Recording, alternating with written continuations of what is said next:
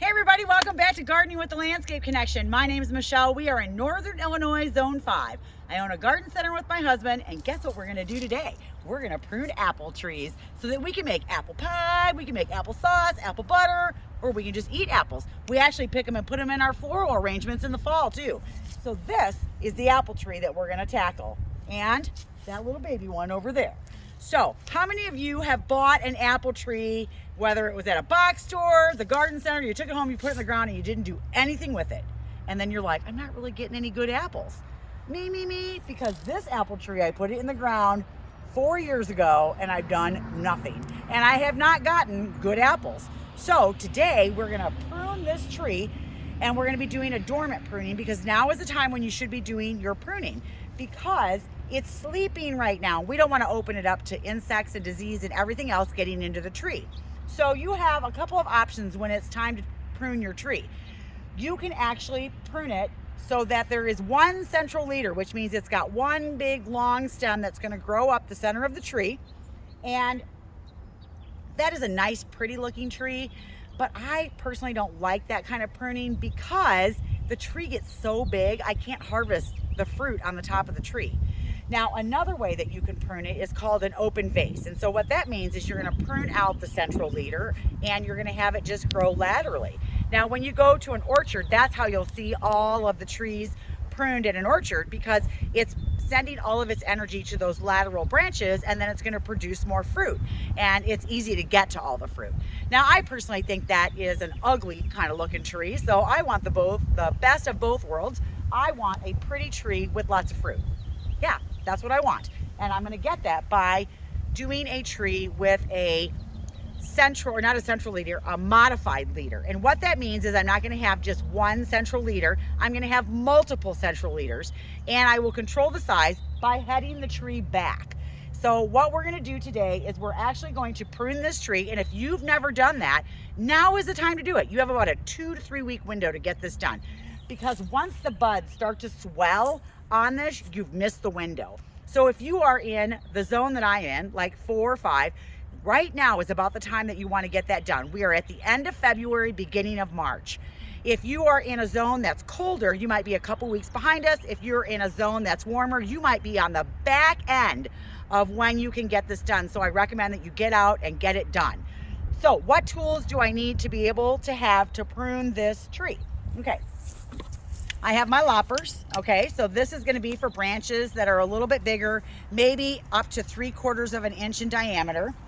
I have my hand pruners, and I'm gonna use these for the smaller branches. And then I also have a tree saw. Okay. So this is my tree saw that I'm going to use, and I'm just using a hand pruner so that I can prune out any branches that are bigger than 3/4 of an inch. The other thing that I brought out with me is I did bring rubbing alcohol out with me, because you definitely want to make sure that you clean your tools, especially when you go from tree to tree. You don't want to take anything from this tree in case you had disease to the next tree. So you want to clean all your tools in between. The other thing you want to do is we are going to be looking for specific things on the tree, and we're going to kind of go in a logical order when we prune it. If we end up finding any diseased branches on this tree and we prune them out, we're gonna wanna clean our tools in between each cut, because we don't wanna move it around this tree either. So I always make sure I have rubbing alcohol out here with me. Okay, so I'm gonna show you kind of a close-up here of what it is you're looking for when you go to prune your tree. All right, so come on up here, Liz. She's my cameraman today, and I'm gonna show you some different things that you're looking for. So one of the things that you're looking for on the tree itself is you're looking for this collar right here. It's kind of this swollen piece right here, and that's called the collar on the branch itself. And when you make your cuts, you actually want to make that cut right above that collar, okay? So that you don't cut into the branch here. And the same is true on bigger branches as well. You always want to look for that swollen bit and then make your cut right above that. Okay, so with that, we are going to stand back, take a look at our tree, and we're gonna do the 3 Ds. So what are the 3 Ds? So I'm looking for dead, diseased, or damaged branches. So what I do first is I just kind of stand back and I look at the tree. I'm looking for dead branches. So dead branches are gonna be like pale gray. They're not gonna have that spur tip on it. It's not going to have, or if they do, they're not going to be any color whatsoever.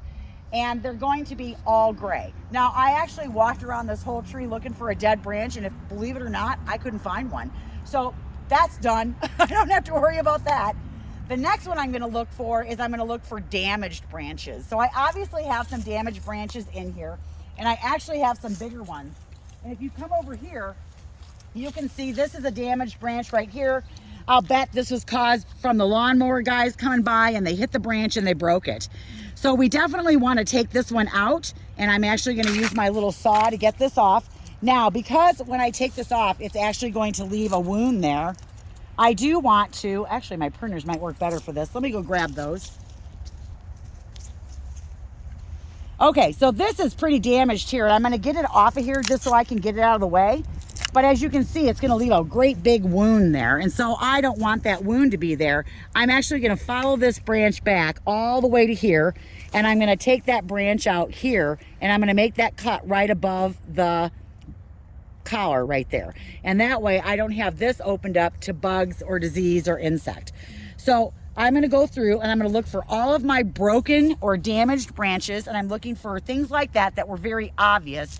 But I'm also looking for closed wounds on the tree that were damaged as well. So for example, if I were to come over here, you can see here, this damage on this tree here. This is an old wound, and I am going to cut this big branch out right here because I want to make sure I get all of the damaged branches out. So that's what I'm going to go through right now and do, and then we'll go through and we'll go to the next one, which are the diseased branches, and I'll show you what to look for when we're cutting those out.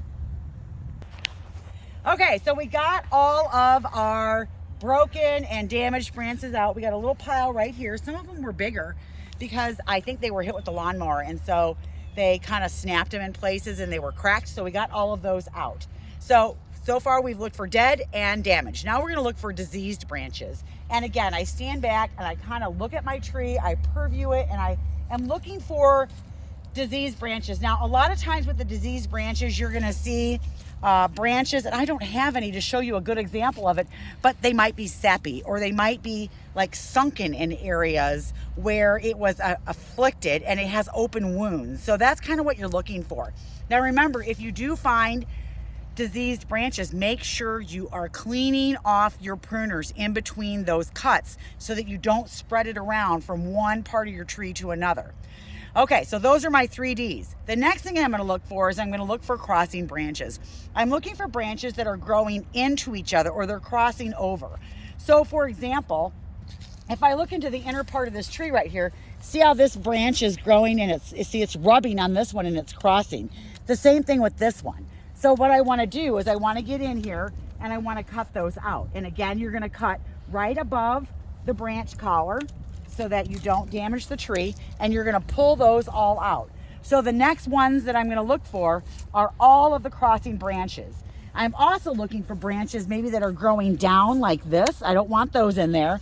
And I also don't want branches that are growing back in towards the tree. So see how this is growing back in towards the tree? I don't want that one. I'm going to cut it out, all of these. I don't want any of these that are growing back in towards the tree. All right, so this is going to take a little while as I cut this all out.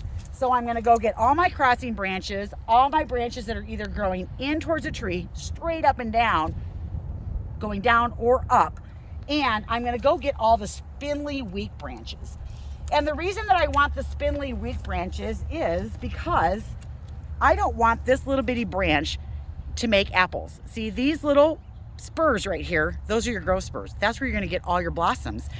And see, I don't want an apple on there because what's going to happen is it's not going to be a very big apple. So what I'm doing by pruning my tree is I'm controlling the growth, but I am also opening this tree up for better airflow and more light to get in it. And by doing that, I'm going to get bigger fruit, and I'm going to get it everywhere instead of like weak, icky, damaged fruit. So that is one of the reasons why I'm pruning. So I'm going to go ahead and clean this up, and I'll be right back.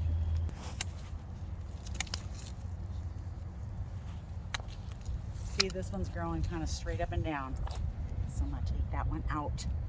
And as you can see, we've gone through and we've gotten pretty much all the cross branches, and we're taking out the weak and spindly branches as well. Okay, so we've kind of cleaned out this center so that it's looking really good. And then I'm gonna clear all of this out right here. Now, as soon as I'm done with this, I'm gonna get up on the ladder and then I'm gonna show you the training cuts. Okay, so almost done. Okay, so now that we've got all of our crossing branches, our spindly branches, our DDDs, our diseased, dead, and damaged branches out, now we're gonna do some training cuts. And so what I'm gonna do is I'm gonna head this tree back. And basically all I'm doing is I'm controlling the size of the tree. I've also, if there was one main leader, I would have probably pruned that out to make it grow more than 1 leader, because I do want the modified central leader so that I have all of these different branches up here, because the tree will be nicer.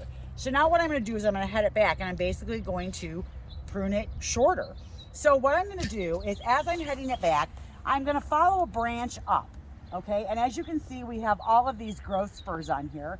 And what I'm going to do is I'm going to come back and I'm going to prune right above a growth spur that is facing out.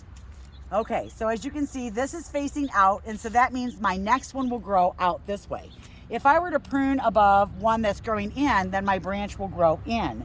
So I want to do my cuts, and I probably should have taken this one out right here. This one and this one. So I really want to do my cuts where the growth spurs are facing out. So I actually have to get up on a ladder we didn't really look at a lot of cross branches up top because I'm going to be pruning quite a bit of this out. And so we're going to take this tree down, and every cut that I make, I'm going to go down to the growth spur that's facing, or a bud that's facing out. So that's what I'm going to do next, and then we'll show you what it looks like when we're done. Okay, so let's take a look at the tree now. As you can see, it doesn't even look like the same tree. But this tree will now do so much better because it is so much happier. I can get airflow through here. Sun is going to be able to penetrate. I've gotten all those cross branches out of here, all the spindly branches out. It is going to be so much more productive. Now, I have to still do this tree here, and you do have to have 2 apple trees, and they need to be able to cross-pollinate. I did have 3 here, and I lost one a couple years ago, so I planted this one. This one is only in its 3rd year, so it's probably going to take a lot less pruning to get it done. But we're going to tackle it, get it done, and then we're going to do our dormant spray, and we'll take you through what we're doing with that in our next video. I think that's about all for now. I hope this was informative. I hope it was helpful, and I hope you will go out and prune your apple tree. Or if you've never even thought about having apple trees, maybe you're thinking about getting some apple trees. They're super easy to grow. They do need a little bit of love, but with a little bit of love, you can have your own apples too. I'm Michelle with the Landscape Connection. Thanks for watching. We'll see you in the next video. Bye now.